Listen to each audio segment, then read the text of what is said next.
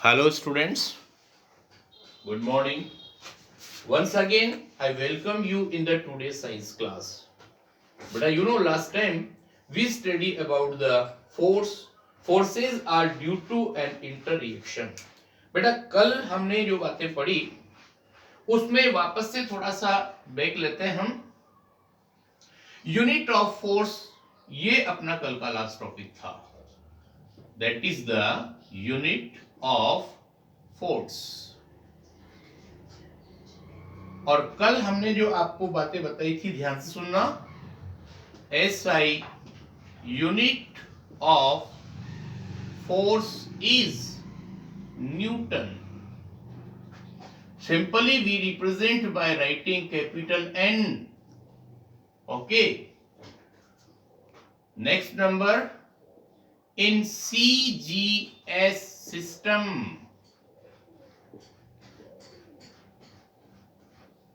The unit of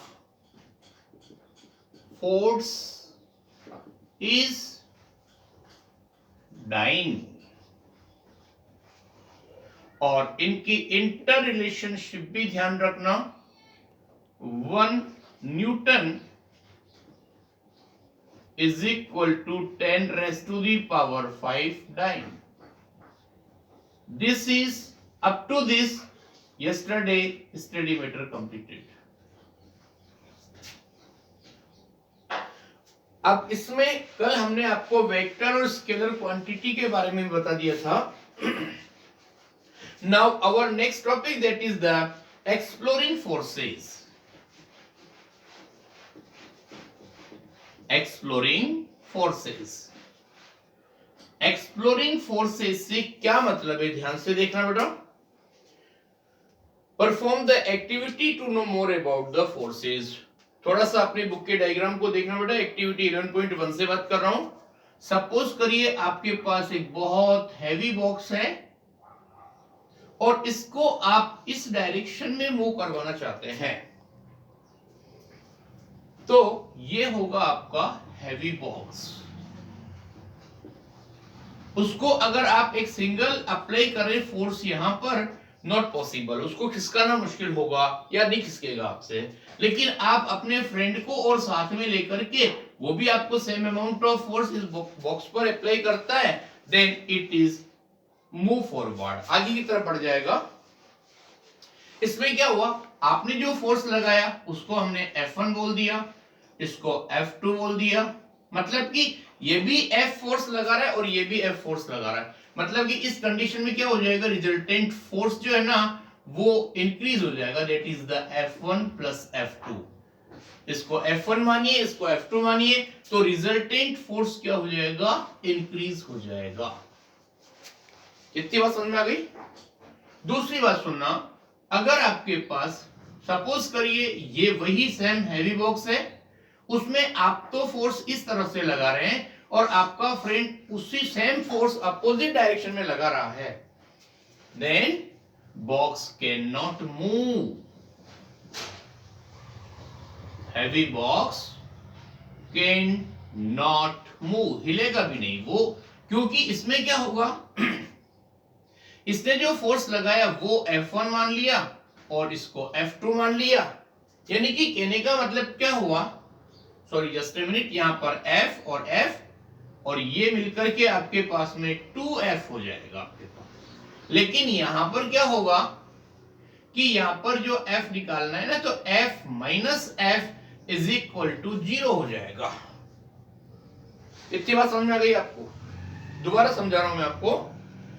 Suppose we have a heavy box and apply force by single one person, then this box cannot move. But if one more person applied same amount of force on the heavy box in the same direction, then it can easily move. Then first जो व्यक्ति ने जो force लगाया F, दूसरे ने जो लगाया F, दोनों का मिलकर के रिजल्टेंट फोर्स डबल हो गया, इसलिए आपका बॉक्स मूव कर गया. लेकिन इसमें क्या हुआ, अगर आपने अपने फ्रेंड को अपोजिट डायरेक्शन में सेम फोर्स लगाने को कहा तो आप भी उतना ही फोर्स लगा रहे हैं, आपका फ्रेंड भी उतना लगा रहा है, तो कहने का मतलब दोनों की टोटल वैल्यू 0 हो जाएगी और हैवी बॉक्स वहां से मूव नहीं करेगा।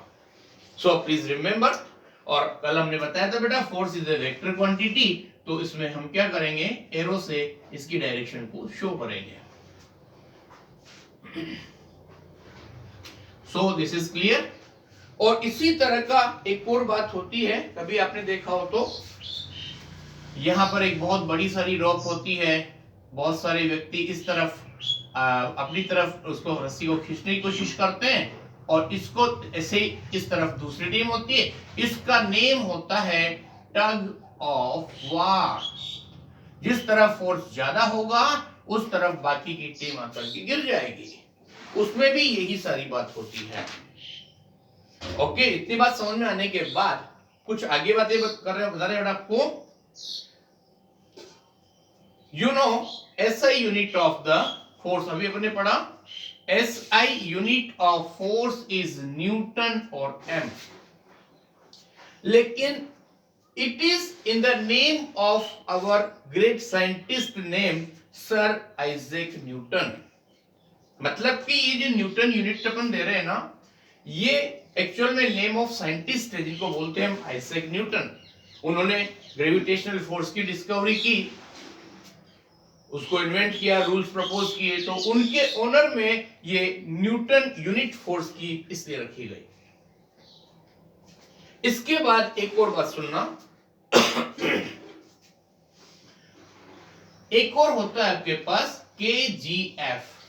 It is also a unit of force, that is the kilogram force बोलते हैं इसको हम, that is kilogram force।